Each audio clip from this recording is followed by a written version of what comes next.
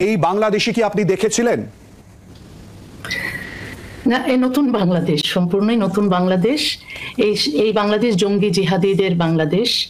এই বাংলাদেশ আমার দুঃস্বপ্নের মধ্যেও ছিল না। দেশ থেকে বিতাড়িত হয়েছি, নির্বাসিত জীবন যাপন করছি আজ 30 বছর, কিন্তু কখনো কল্পনাও করিনি যে এমন একটি বাংলাদেশ আসবে। সত্যি আসলে কি বলবো, রাজাকার সাম্প্রদায়িক শক্তি, সেই পাকিস্তানপন্থী লোকেরা যারা দেশের 30 লক্ষ মানুষকে হত্যা করেছিল পাকিস্তানি আর্মির সহযোগিতায়, অথবা তাদের সহযোগিতায় পাকিস্তানি আর্মি 30 লক্ষ মানুষকে, বাঙালিকে হত্যা করেছিল 71 সালে, তারাই আজ ক্ষমতায়। যারা বাংলাদেশের মুক্তিযুদ্ধের বিপক্ষে ছিল, স্বাধীনতার বিপক্ষে ছিল, তারাই আজ ক্ষমতায়।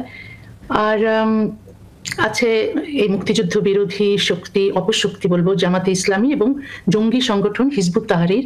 এরা সবাই মিলে আন্দোলন করেছে, হাসিনাকে তাড়িয়েছে। কিন্তু মানুষ বুঝতে পারেনি। মানুষ ভেবেছিল এই সত্যিই বোধহয় ছাত্র জনতার আন্দোলন, আসলে সম্পূর্ণই জিহাদি মুভমেন্ট ছিল। এখন সম্পূর্ণই তাদের হাতে ক্ষমতায়, তাদের হাতে দেশ। একটা সাম্প্রদায়িক শক্তির, অপশক্তির উত্থান ঘটেছে এবং এর নেতৃত্ব দিচ্ছেন ডক্টর মোহাম্মদ ইউনূস। এবং ইউনূসকে আমি তো বলি যে এইসব জিহাদি জঙ্গিদের তিনি নেতা। আর তিনি থাকাকালীনই সমস্ত যত জিহাদি এবং জঙ্গি কারাগারে ছিল, যারা মানুষ খুন করে যারা জেলবন্দী ছিল, তারা মুক্তি পেয়েছে। দেশের সমস্ত ভাস্কর্য, মুক্তিযুদ্ধের ভাস্কর্য ভেঙে ফেলেছে। তারপর হিন্দুদের বাড়িঘরে আগুন দিয়েছে, তাদের মন্দির ভেঙেছে। সম্প্রতি এক হিন্দু নেতাকে মিথ্যে মামলায় গ্রেফতার করেছে। তারপর তো যারা বিরোধী দলের কর্মী ছিল, সমর্থক ছিল, তাদেরকেও খুন করা হচ্ছে, তাদেরকেও দেশ থেকে তাড়িয়ে দেওয়া হচ্ছে, অথবা তাদের মিথ্যে মামলায় গ্রেফতার করা হচ্ছে। এই বাংলাদেশ সত্যিকারের বাংলাদেশ নয়, যেন আমরা পূর্ব পাকিস্তানে আছি। পূর্ব পাকিস্তানে এত খারাপ অবস্থা ছিল না এখন যেমন। এরা সব পাকিস্তানপন্থী, এরা ভারত বিদ্বেষী। তো খুবই অবাক লাগে যে ভারত মুক্তিযুদ্ধে সাহায্য করেছিল, ভারতের সাহায্য ছাড়া, সহযোগিতা ছাড়া বাংলাদেশের স্বাধীনতাই সম্ভব ছিল না। সেই ভারতের বিরুদ্ধে গিয়ে এখন পাকিস্তানপন্থী হয়েছে সব। আর এত মসজিদ মাদ্রাসা হয়েছে অনেক। হাসিনার সময়ও হিন্দু নির্যাতন প্রচুর হয়েছে। হাসিনার সময়ও আসলে আমরা বলি যে হাসিনা যা চাষ করেছিলেন তা ইউনূস ঘরে তুলেছেন। এইসব ধর্মান্ধ জিহাদি লোককে প্রশ্রয় দিয়েছিলেন হাসিনা। প্রচুর মসজিদ মাদ্রাসা করেছেন।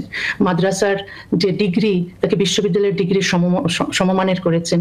তো এটা খুবই অন্যায় ছিল তার পক্ষ থেকে। এখন আমরা বিশ্ববিদ্যালয়ে দেখছি যে সব ধর্মান্ধ মৌলবাদীতে ভর্তি। তো এ তো হওয়ার কথা ছিল না।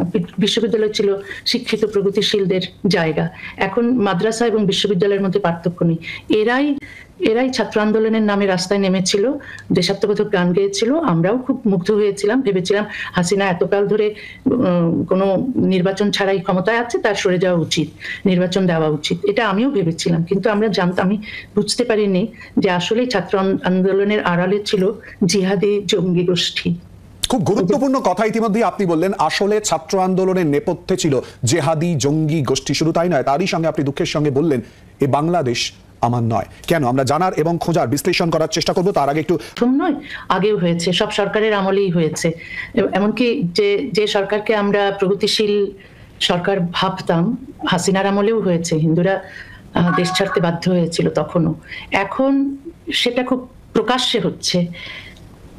এখন যেভাবে হিন্দুদের বাড়িঘরে আগুন লাগানো হচ্ছে বা হিন্দুদের অত্যাচার করা হচ্ছে, তারা হিন্দু শূন্য করতে চায় দেশকে, এমন প্রকাশ্যেই তারা বলছে।